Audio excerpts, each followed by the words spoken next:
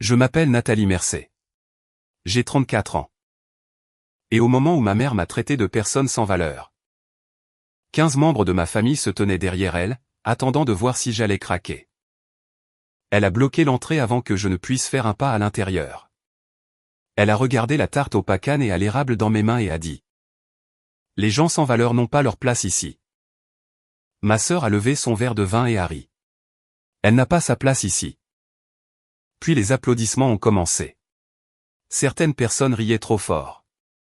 D'autres ont détourné le regard, mais personne n'a rien fait. À travers l'embrasure de la porte, j'ai vu une présentation projetée sur l'écran de la salle à manger et quelqu'un d'autre assis à côté de ma sœur sur la chaise qui avait toujours été la mienne. C'est à ce moment-là que j'ai compris que ce dîner n'était pas une question de réconciliation. C'était une performance, et j'avais été invité pour jouer le rôle de la méchante. J'ai posé la tarte sur le perron. J'ai hoché la tête une fois et je suis retourné à ma voiture sans me défendre. Avant de vous dire qui j'ai appelé et ce que vous auriez fait à cette porte, j'ai démarré le moteur. J'ai passé un bref appel téléphonique et, 20 minutes plus tard, les cris ont commencé. 8 mois plus tôt. Je croyais encore que bien faire mon travail finirait par me valoir le respect de ma mère. Notre famille était pratiquement de la royauté civique à Annapolis, dans le Maryland. Ma mère, Hélène Mercé, avait créé le Mercé Arbor Renewal Trust après que l'ouragan Isabelle eut endommagé le quartier où ma grand-mère avait vécu.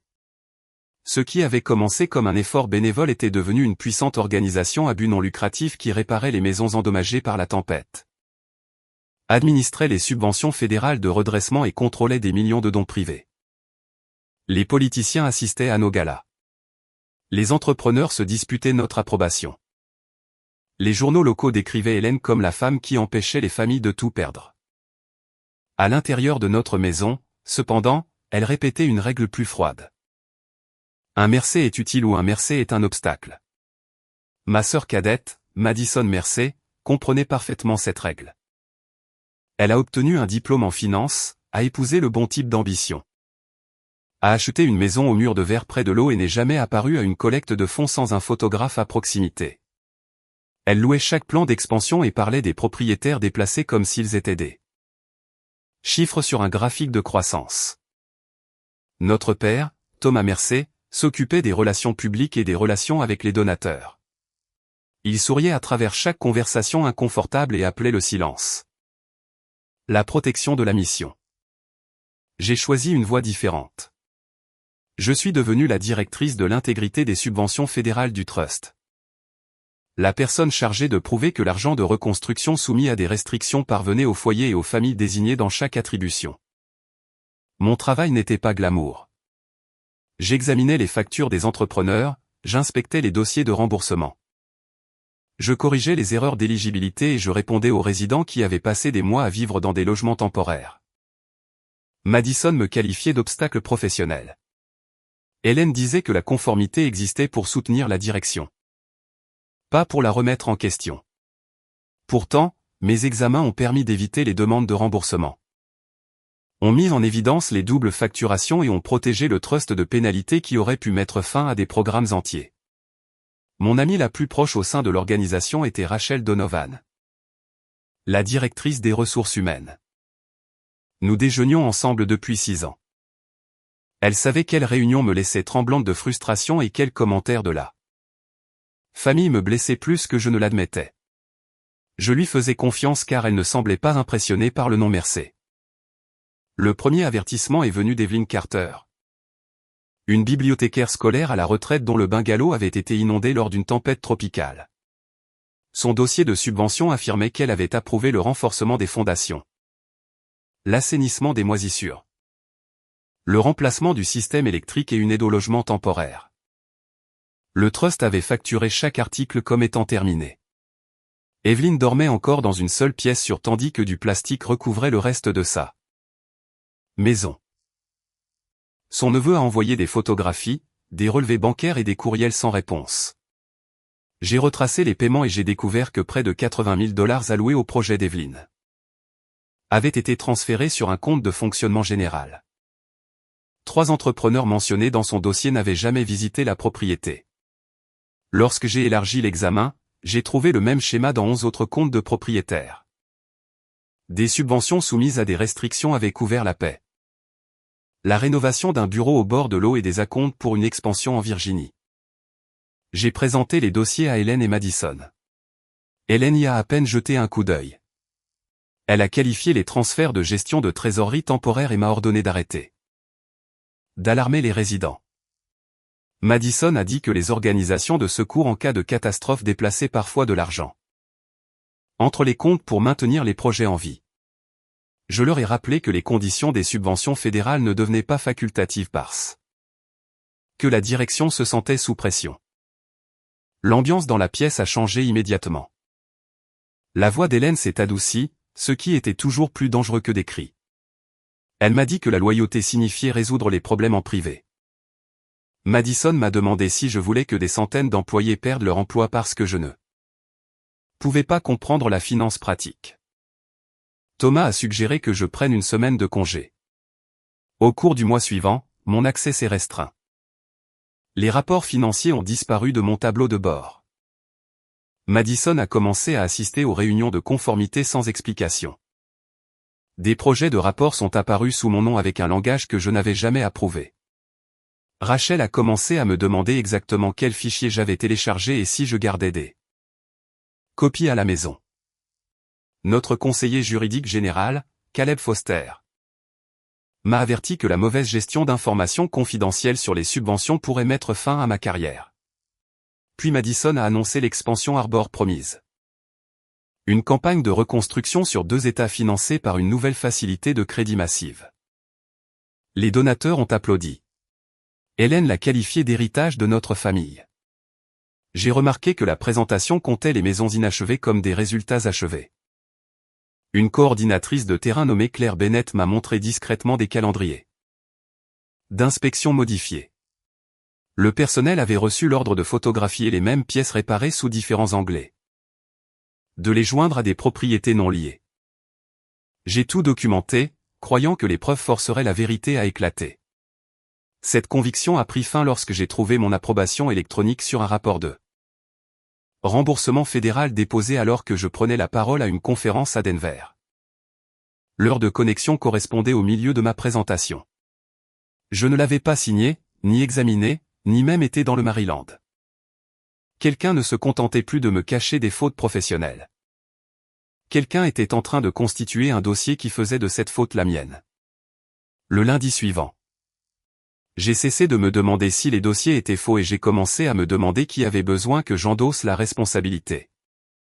J'ai conservé uniquement les documents auxquels j'étais autorisé à accéder. J'ai enregistré chaque fichier par date et j'ai contacté Martin Keane, le président indépendant du comité d'audit du Trust. Martin n'a pas réagi de façon spectaculaire, ce qui a rendu son avertissement plus effrayant. Il m'a dit de tenir un registre daté de chaque préoccupation. D'éviter de copier des informations privées sur les propriétaires sans rapport avec le problème financier. D'utiliser des canaux protégés et d'appeler si des représailles commençaient. J'ai soumis un rapport de conformité officiel détaillant les faux remboursements. Les fonds détournés. Les photographies dupliquées et l'utilisation non autorisée de mes identifiants. En quelques heures, Hélène a tenu une réunion à huis clos avec Madison, Rachel, Thomas et Caleb. Rachel a qualifié cela de réunion sur le moral du personnel et a évité mon regard. 3 jours plus tard, mon dossier personnel a changé.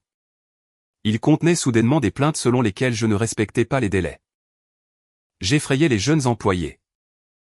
Je devenais émotive en réunion et je laissais le ressentiment envers ma famille influencer mes décisions professionnelles. Aucune de ces accusations n'existait avant mon rapport. Rachel avait signé les résumés. Lorsque je l'ai confrontée, elle a dit que les employés attendaient parfois avant de parler honnêtement. Sa réponse semblait préparée, mais je voulais encore la croire. Lors du déjeuner annuel du Trust au bord de l'eau, Hélène a présenté Madison comme la nouvelle génération de leadership audacieux. Elle a loué Thomas pour avoir protégé la confiance du public et a remercié Caleb pour avoir guidé une croissance responsable. Puis elle a fait un geste vers moi et a dit: Nathalie s'occupe de la paperasse qui maintient tout le monde prudent. La foule a ri pendant que les caméras me regardaient sourire. Cet après-midi-là, Une coopérative régionale d'ingénierie m'a demandé si je voulais conseiller ses clients en matière de reprise après sinistre. Le travail serait indépendant et libre de tout contrôle familial. Pour la première fois, je pouvais imaginer partir sans abandonner les personnes dont j'avais essayé de protéger les subventions. Hélène a appris l'offre avant que je n'y réponde. Elle m'a convoqué dans son bureau et m'a accusé de prévoir de vendre des secrets de famille à des concurrents. Je lui ai rappelé que les règles des subventions publiques n'étaient pas des secrets de famille. Elle a fermé la porte, a posé une lettre de promotion sur son bureau et m'a proposé de me nommer vice-présidente des opérations de risque. La condition apparaissait dans une seule phrase soigneusement polie. Je devais retirer mon rapport de conformité et affirmer que tous les transferts en question étaient des ajustements de calendrier légitimes. J'ai refusé. Hélène m'a regardé fixement comme si j'avais rejeté un cadeau au lieu d'un pot de vin. Madison a dit que j'avais toujours été jalouse des gens qui pouvaient prendre des décisions. Thomas m'a demandé de réfléchir à ce qu'un scandale ferait à notre nom de famille. Caleb a prévenu que la démission ne me protégerait pas si le trust croyait que j'avais retiré du matériel confidentiel. J'ai démissionné le lendemain matin et j'ai ouvert Mercer Grand Integrity Consulting dans un bureau loué au-dessus d'un magasin de fournitures marines. L'espace avait une fenêtre et 2 bureaux. Hélène a utilisé chaque difficulté visible comme preuve de mon échec. Les parents ont cessé d'appeler. Thomas a dit au donateur que j'avais été licencié pour mauvais jugement. Madison a affirmé que j'avais essayé de voler des systèmes propriétaires. Rachel a cessé de répondre aux messages personnels. Claire est restée en contact. Elle m'a dit que Rachel avait emménagé dans mon ancien bureau et que Madison finalisait le prêt d'expansion. Le dossier de prêt utilisait des remboursements prévus provenant de comptes de reprise après sinistre qui étaient légalement réservés à des propriétaires spécifiques. Si la banque débloquait l'argent, des dizaines de projets inachevés perdraient leur financement. J'ai envoyé à Martin un dossier de preuves crypté via le portail protégé du comité d'audit. Il comprenait mes rapports, les divergences de connexion, les dossiers d'inspection modifiés et les transferts de comptes de subvention. Martin m'a demandé si je voulais qu'il déclenche un examen d'urgence. J'ai dit, pas encore. Même après tout. J'espérais que le conseil d'administration pourrait corriger le problème discrètement. Remplacer l'argent et maintenir le trust en activité sans effondrement public. Une semaine avant Thanksgiving, Hélène a appelé. Sa voix était plus chaleureuse qu'elle ne l'avait été depuis des mois.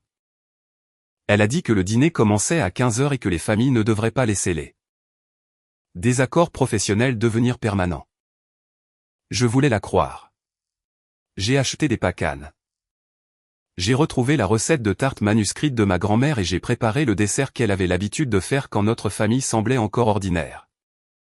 Le matin de Thanksgiving, Claire m'a envoyé une photographie de la salle à manger. Mon carton de table se trouvait à côté de celui de Madison. À côté, il y avait une résolution imprimée du conseil nommant Rachel directrice de l'intégrité des subventions. Avec effet immédiat. J'ai supposé qu'Hélène prévoyait d'annoncer le changement et de m'offrir un rôle cérémoniel pour me faire taire. Je ne comprenais pas que le carton de table était un appât. Ils avaient besoin de moi à l'intérieur, en colère et entouré de témoins. Ils voulaient une scène qu'ils pourraient plus tard décrire comme la preuve que j'étais instable. Le temps que j'arrive à la maison d'Hélène au bord de l'eau, ma chaise avait disparu. Rachel était assise à ma place et chaque personne dans cette pièce savait déjà ce qu'on attendait d'elle. Et chaque promesse semblait soigneusement, dangereusement conditionnelle. Le temps que j'atteigne l'autoroute. Les rires derrière cette porte d'entrée avaient été remplacés par des appels auxquels j'ai refusé de répondre. La personne que j'avais appelée était Martin Keane. J'ai dit, activez le protocole d'audit d'urgence. Utilisez tout ce que je vous ai envoyé. Il m'a rappelé que le protocole suspendrait l'accès des dirigeants, alerterait la banque, préserverait les dossiers et placerait temporairement le contrôle du trust entre les mains de membres indépendants du conseil. Une fois que je commencerai cela, Nathalie, ta famille ne pourra pas l'annuler discrètement. A-t-il dit. J'ai regardé la route vide devant moi. Je comprends. 20 minutes plus tard, mon téléphone s'est allumé si rapidement que l'écran semblait figé. Hélène a appelé 6 fois. Madison a envoyé des messages exigeant de savoir ce que j'avais fait. Thomas a écrit que j'avais gâché Thanksgiving devant des invités importants. Rachel a prétendu que la situation était un malentendu. Caleb a laissé un message vocal soigneusement formulé m'ordonnant de ne pas détruire de preuves. Comme si j'étais la personne qui avait besoin de cet avertissement. Martin a agi exactement comme la politique l'exigeait. Hélène et Madison ont perdu l'accès à distance au système financier. La banque a suspendu le transfert d'expansion.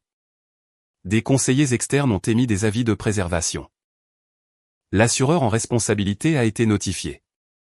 Le comité d'audit a programmé une session d'urgence. Les responsables des installations et des projets ont reçu l'ordre direct de ne pas modifier les fichiers. De ne pas retirer les ordinateurs. De ne pas contacter les propriétaires au sujet de leurs témoignages ou de ne pas supprimer les communications. Je me suis garé à côté d'un centre communautaire fermé et j'ai écouté un message vocal d'Hélène. Elle hurlait que j'avais humilié la famille devant les donateurs, les prêteurs et les responsables de l'État. Sa colère a révélé ce qu'avait réellement été le dîner. Elle avait prévu d'annoncer le prêt Arbor Promise, la promotion de Madison à la présidence. La nomination de Rachel à mon ancien poste et mon retrait permanent de l'histoire publique du Trust. La présentation que j'avais vue à travers l'embrasure de la porte était intitulée Mercer Arbor Renewal. The Next Generation. Mon rejet avait été programmé entre le dessert et l'annonce. Au lieu de rentrer chez moi, je suis allé à mon bureau. Martin m'avait déjà référé à Jonah Price, un avocat qui représentait les lanceurs d'alerte dans les affaires de subventions fédérales. Jonah est arrivé avec 2 ordinateurs portables, un bloc-notes juridique et l'expression calme d'un enquêteur expérimenté. Nous avons examiné le dossier de preuve ligne par ligne. Le schéma plus profond est apparu avant minuit. Des subventions restreintes de propriétaires avaient financé des déficits de paie. Des demandes de remboursement fédéral mentionnaient des travaux qui n'avaient jamais été effectués. L'argent des donateurs a payé les voyages privés de Thomas, la rénovation de la cuisine d'Hélène et l'adhésion de Madison à un club au bord de l'eau. Madison a modifié les calendriers d'audit pour que les auditeurs ne visitent que des sites préparés. Thomas a coaché les administrateurs avant les interviews avec la presse. Caleb a retardé les rapports obligatoires après avoir appris que des fonds fédéraux avaient été déplacés. Rachel a créé de faux dossiers personnels pour faire paraître mes préoccupations comme étant émotionnelles et vengeresses. La découverte la plus dangereuse concernait mes identifiants. Mon compte était resté actif après ma démission. Les registres des technologies de l'information ont montré que Rachel avait demandé la prolongation, affirmant que le trust avait besoin d'un accès pendant la transition. Des rapports, des certifications bancaires et des approbations d'entrepreneurs ont continué d'apparaître sous ma signature électronique pendant des semaines. Un courriel d'Hélène à Madison rendait le plan sans équivoque. Si l'audit échoue, les approbations de Nathalie nous donnent la séparation dont nous avons besoin. Elle a déjà l'air amère. J'ai lu la phrase 2 fois. Leur stratégie n'était pas simplement de nier la fraude. Ils avaient l'intention de me désigner comme son auteur, de me retirer publiquement et de produire une histoire préparée montrant que la direction avait découvert ma faute. Thanksgiving avait été conçu pour provoquer une réaction de colère devant des témoins qui pourraient plus tard dire. Elle détestait le trust et menaçait la famille. La subvention manquante d'Evelyn Carter n'était que le début. Jonah et moi avons identifié plus de 40 propriétés affectées. Certaines familles payaient encore un loyer alors que le trust déclarait leur maison comme achevée. D'autres avaient emprunté de l'argent pour réparer des dangers déjà facturés au programme fédéraux. On avait dit à un couple que leur compte était épuisé, même si la moitié des travaux approuvés n'avaient jamais commencé. À minuit 17, j'ai formellement autorisé Martin et Jonah à transmettre le dossier au conseil d'administration complet, à l'auditeur externe du Trust, au département du logement du Maryland et à l'inspecteur général fédéral responsable des subventions de reprise après sinistre. J'ai enregistré une déclaration expliquant quand j'ai trouvé chaque anomalie, comment je l'ai signalé et quand mon accès a changé. Puis Rachel a envoyé un message privé. La photographie jointe avait été prise à l'intérieur de mon ancien bureau. Une armoire verrouillée était ouverte, ses dossiers étalés sur le sol. Son message disait: ils savent exactement quel fichier tu as copié. Hélène dit que soit tu arranges ça ce soir, soit tu portes le chapeau toute seule. Jonah a photographié le message et l'a ajouté au journal de préservation. Ne réponds pas, a-t-il dit. Je ne l'ai pas fait. La menace avait clarifié quelque chose que la famille avait passé des mois à essayer de brouiller. Le silence ne protégerait pas le trust, les propriétaires, ni moi. Il ne protégerait que les personnes qui avaient transformé la loyauté en une arme. J'ai éteint mon téléphone personnel. J'ai ouvert une nouvelle chronologie et j'ai commencé à lister chaque moment où quelqu'un m'avait demandé de douter de ce que les dossiers montraient clairement. Juste après 21h, le lendemain soir, des phares ont rempli le parking devant mon bureau. Hélène est arrivée la première, suivie de Madison, Thomas, Rachel et Caleb. Ils sont entrés sans attendre après avoir passé une journée à se blâmer mutuellement et à décider que j'étais la cible la plus facile. Jonah est resté à côté de mon bureau. Sa présence a ruiné leur premier plan, qui avait clairement été de m'isoler. Hélène a exigé que j'appelle Martin et que je dise que la plainte venait d'un désaccord familial privé. Elle a insisté sur le fait que la comptabilité était compliquée, pas criminelle. Et m'a accusé d'utiliser des questions techniques pour punir Madison. J'ai expliqué que le protocole d'urgence ne pouvait pas être retiré après le début de la préservation des preuves. J'ai ajouté que je ne le retirerais pas de toute façon. Son ton s'est adouci. Elle a dit que les projets s'effondreraient. Que les employés perdraient leur emploi et que les familles seraient déplacées parce que je me souciais plus d'avoir raison que d'aider qui que ce soit. Jonah lui a rappelé que la gestion temporaire protégeait les projets actifs. Hélène l'a ignoré. Elle m'a offert mon ancien poste, puis la présidence, après une transition. Comme je restais silencieuse, elle a proposé un règlement confidentiel de plusieurs millions de dollars. Je devrais décrire les transferts comme autorisés. Remettre ma chronologie et ne jamais discuter publiquement du trust. Madison a qualifié l'argent manquant de prêt temporaire entre programmes. Elle a énuméré les coûts de construction, les retards d'assurance, les pénuries de main-d'œuvre et la pression sur la paix. Je n'avais jamais compris le leadership parce que je n'avais jamais eu la responsabilité de maintenir la solvabilité du trust. J'ai demandé pourquoi des prêts temporaires nécessitaient de fausses factures et ma signature volée. Elle a dit que chaque grande organisation utilisait des systèmes imparfaits. Puis a averti que les enquêteurs m'examineraient parce que j'avais conçu de nombreux contrôles. Thomas a fait appel au non-mercé. Il a dit que la confiance du public importait plus que les violations techniques et a demandé si une erreur devait effacer chaque maison réparée. Je lui ai rappelé que plus de 40 familles avaient été facturées pour des travaux inachevés. Il a qualifié le nombre de trompeurs. Puis il a averti que les journalistes me feraient passer pour une personne vindicative et qu'aucune organisation de logement n'engagerait quelqu'un de célèbre pour avoir détruit sa famille. Rachel a pleuré avant de parler. Elle a dit qu'elle avait suivi les instructions. Essayé de me protéger d'actions plus dures et ne s'était jamais attendue à ce que la situation devienne criminelle.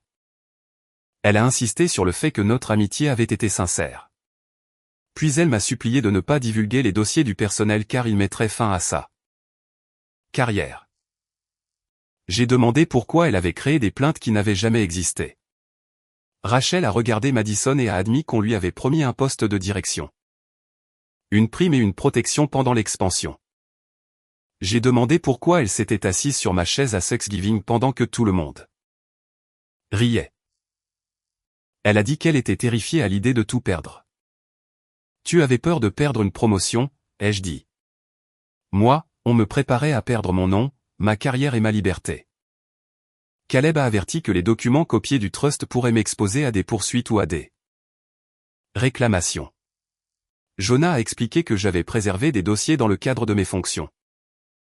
Utilisé des canaux de signalement protégés et exclu les informations privées non liées. Puis il a demandé si les conseillers externes avaient déjà découvert des documents modifiés. Caleb a admis que les avocats du conseil avaient trouvé des certifications de subvention contradictoires et des dossiers de courriel supprimés restaurés à partir de sauvegardes. Hélène a demandé pourquoi il révélait des informations privilégiées. Caleb a répondu que son devoir était envers l'organisation, pas envers elle. C'était sa première phrase honnête. Hélène a abandonné la persuasion. Elle a dit que si je continuais, je ne serais plus considérée comme sa fille. Vous avez pris cette décision avant que j'arrive à votre porte. Ai-je répondu. Elle s'est jetée sur le dossier de preuves sur mon bureau. Jonas s'est interposé entre nous, l'a sécurisé et a ordonné à tout le monde de partir. Thomas a retenu Hélène. Madison a promis qu'il dirait aux enquêteurs que j'avais conçu le système de conformité et approuvé ses faiblesses. Rachel continuait de pleurer. Caleb est parti sans regarder personne. 10 minutes après la disparition de leur voiture, Martin a appelé. L'équipe d'enquête de la banque avait trouvé une tentative de transfert initiée moins d'une heure avant le dîner de Thanksgiving. Près de 6 millions de dollars devaient être déplacés de comptes de reconstruction restreints vers Bain Développement Stratégie. Une société créée 2 semaines plus tôt et contrôlée par une société holding liée à Madison. Hélène avait approuvé le compte de réception. Les instructions provenaient de l'ordinateur de bureau de Rachel. L'autorisation portait ma signature électronique. Personne dans cette pièce ne semblait surpris par le transfert lui-même. Le montant pouvait vider des dizaines de comptes de propriétaires avant que les régulateurs n'interviennent. Si le transfert était effectué, Madison pourrait qualifier l'argent d'investissement d'expansion privée. S'il échouait, ma signature faisait de moi la personne évidente à blâmer. Martin a demandé si je pouvais prouver où j'étais lorsque l'autorisation a eu lieu. J'ai vérifié l'horodatage. À 7 minutes exactes, j'étais devant la maison d'Hélène, tenant une tarte pendant que ma famille applaudissait mon humiliation. Leur performance avait accidentellement créé la chronologie des témoins qui pourraient me sauver. 15 personnes m'avaient vu à la porte.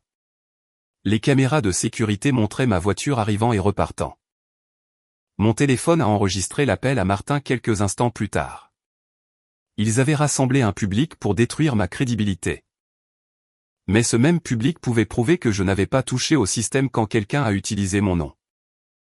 Avant le lever du soleil, Jonas et moi construisions une chronologie qui prouvait que je n'avais pas autorisé le transfert. Des images de sonnettes et 15 témoins me plaçaient à l'extérieur pendant que l'autorisation entrait dans le système. Mon compte aurait dû être désactivé des mois plus tôt.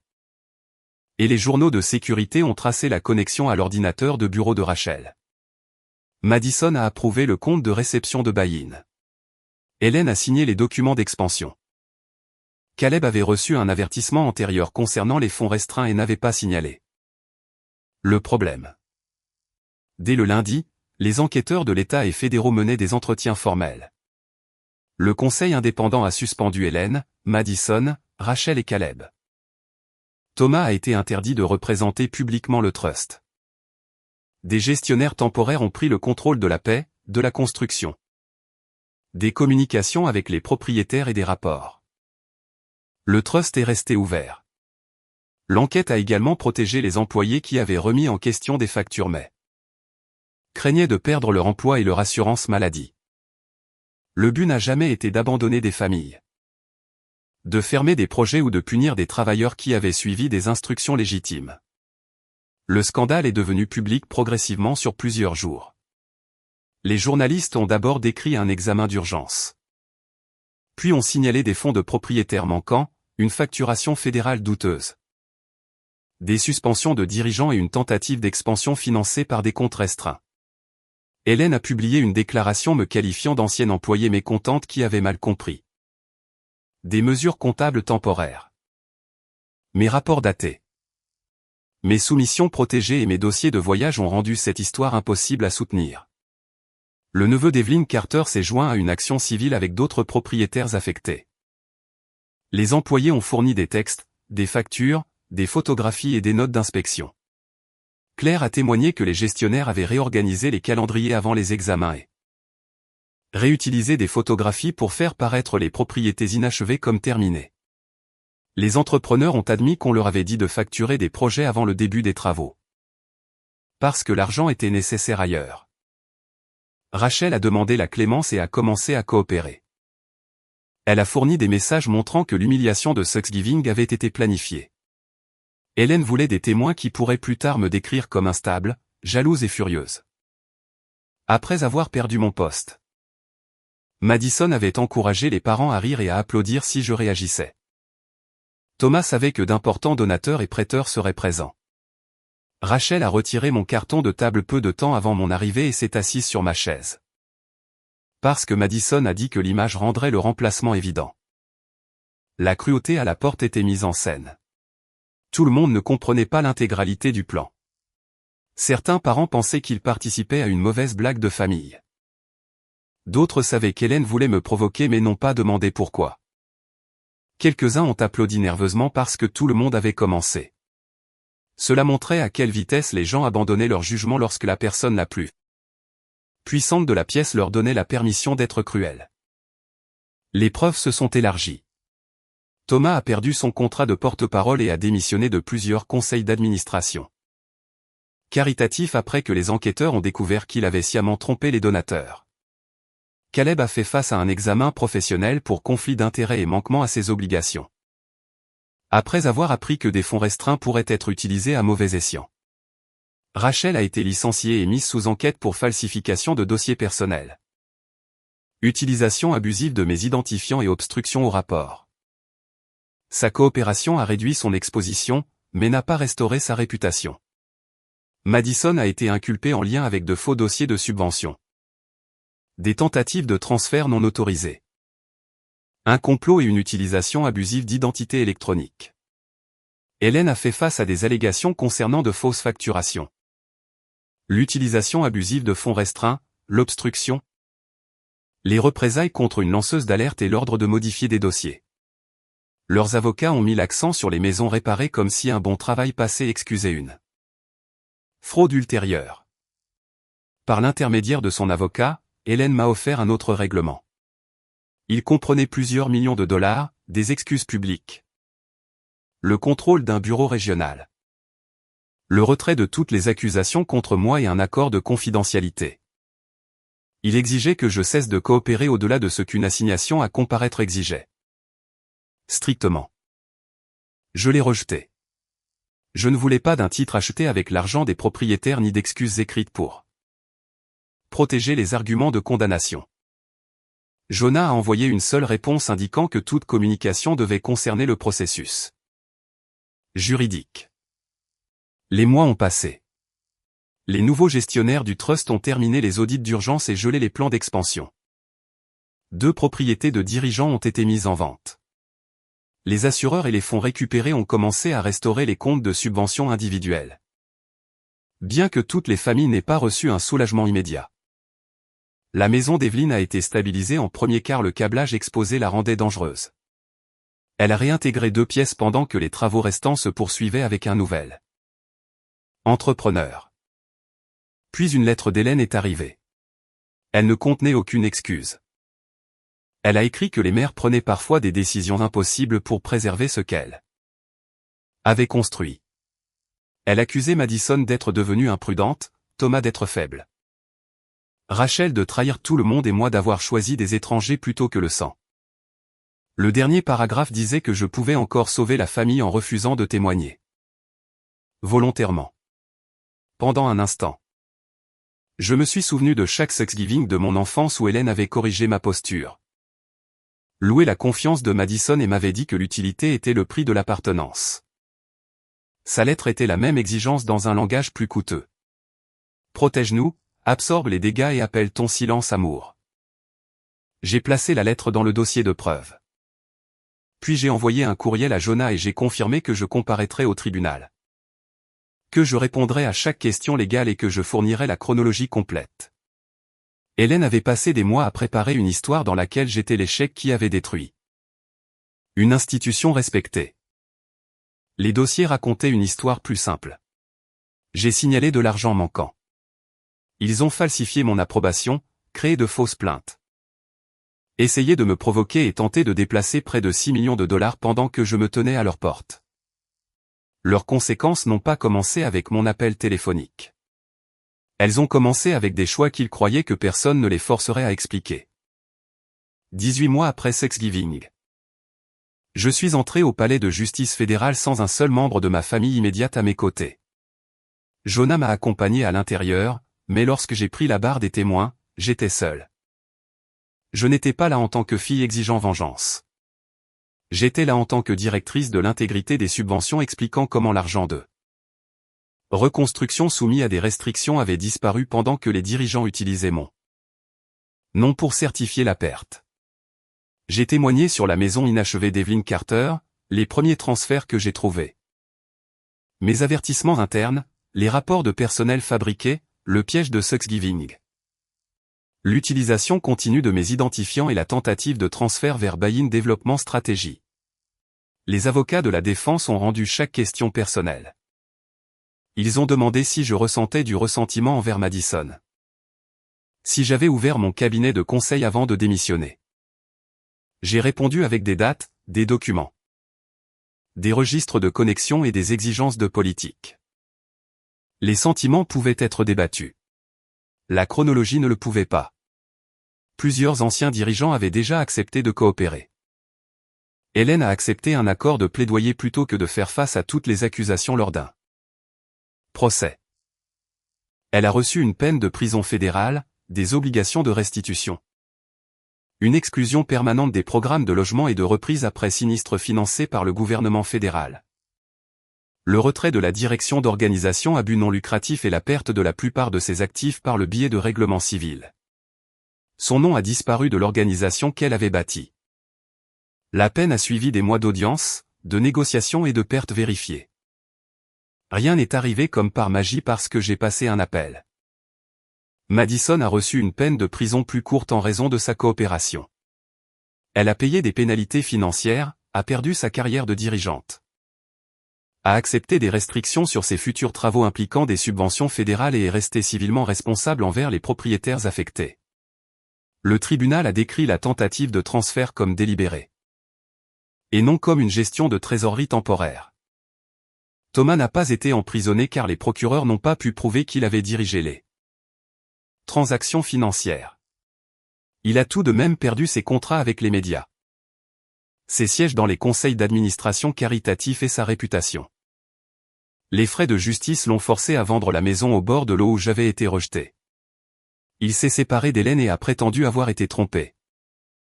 Mais les dossiers ont montré qu'il avait sciemment répété de faux chiffres. Rachel a évité l'incarcération grâce à sa coopération. Elle a perdu son emploi, a payé un règlement civil. A admis sous serment qu'elle avait créé de faux dossiers et est devenue inemployable dans des postes de direction des ressources humaines. Elle m'a envoyé une longue lettre d'excuses décrivant la peur, la pression et le regret.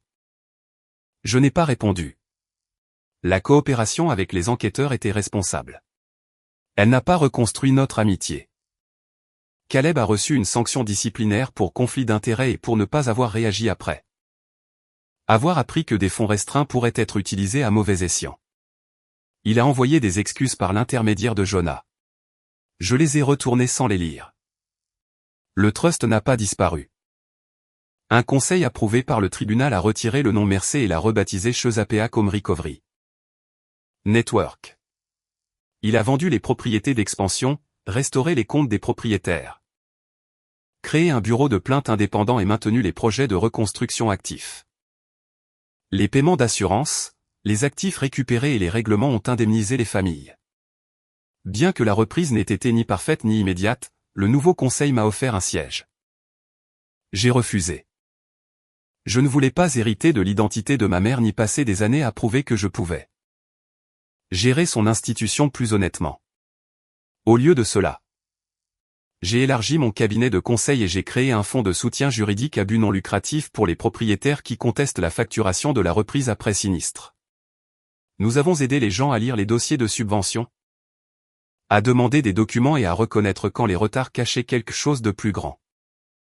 Evelyn a récupéré une partie de ses fonds manquants. Son bungalow a été réparé lentement, pas transformé en une maison parfaite pour la télévision. Quand je lui ai rendu visite, elle m'a montré les fondations renforcées et le mur de la cuisine qu'elle avait peint elle-même. Avant que je parte, elle a dit : « Être parent avec quelqu'un ne lui donne pas la propriété de ton silence. » J'ai écrit la phrase à l'intérieur de la couverture de mon carnet de travail. Ma famille a continué à tester la limite. Hélène a envoyé une carte d'anniversaire de prison. Madison m'a envoyé un courriel pour me demander si nous pouvions parler après sa libération. Thomas a demandé une réunion de famille privée. Rachel a envoyé une autre lettre. J'ai retourné la correspondance physique par l'intermédiaire de Jonah. J'ai bloqué chaque adresse personnelle et j'ai donné une seule instruction écrite. Ne me contactez pas directement par l'intermédiaire de parents, d'employés ou d'organisations professionnelles. Toute communication nécessaire doit passer par un avocat. Claire était la seule personne liée à l'ancien cercle familial qui est restée dans ma vie. Elle n'a jamais transmis de message ni ne m'a demandé de pardonner à qui que ce soit. Nous avons construit une relation distincte de la maison Mercey, basée sur des conversations ordinaires, et non sur des dommages partagés. Le Thanksgiving suivant, je n'ai pas recréé le dîner formel d'Hélène. J'ai fait du bénévolat avec un groupe de défense des propriétaires ce matin-là. Puis j'ai partagé un petit repas avec Jonah et sa famille, Martin et son mari, Claire, le neveu d'Evelyne et plusieurs anciens travailleurs de projet qui avaient témoigné. Il n'y avait pas de bannière familiale, de centre de table coûteux ou de discours sur l'héritage. J'ai apporté la même tarte au pacane et à l'érable. Pendant des années, j'ai pensé que la recette appartenait aux Mercey parce que ma grand-mère l'avait servie à leur table. Ce soir-là, personne n'a demandé qui méritait la première part. Personne n'a utilisé la gratitude comme une dette. La recette est devenue une partie de ma vie au lieu d'une preuve que je voulais toujours leur. Approbation. Signaler ma famille n'a pas été le moment où je les ai perdus.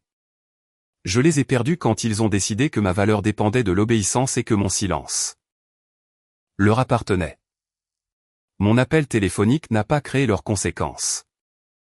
Leurs factures, signatures, menaces et choix ont créé ces conséquences. Ma mère a dit un jour que les gens sans valeur n'avaient pas leur place à sa table. Elle avait raison sur une chose. Je n'avais pas ma place là-bas. Ma place était partout où la vérité n'avait pas besoin de permission pour être dite. Je ne suis jamais retourné. Je n'ai jamais accepté leur argent et je ne leur ai jamais donné une autre occasion de décider ce que j'étais. Cette histoire est entièrement fictive et destinée uniquement à des fins de divertissement et d'éducation.